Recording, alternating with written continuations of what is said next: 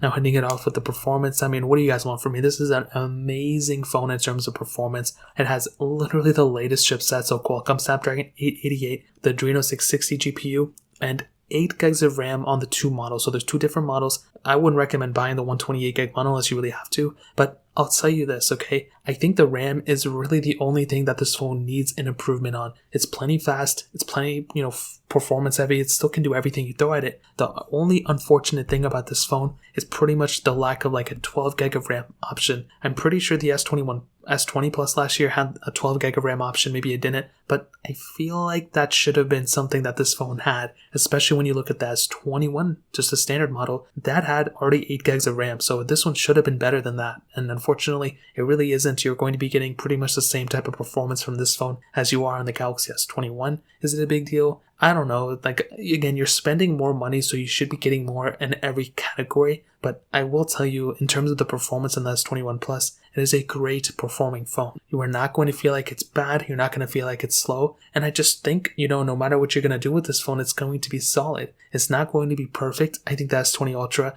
is a really good improvement in terms of performance because you can spec that phone up, I think, to 12 gigs of RAM and maybe even more. Maybe I'm not even remembering it, properly, but you have the ability of speccing that out a little bit more. And I think that's a very important thing. When you have a device like this, as I mentioned time and time again, it's very, very good to have a device that can be as future-proofed as possible. And the performance of this phone is top tier. The RAM is the only thing I have a complaint about, but other than that, this phone is pretty much perfect.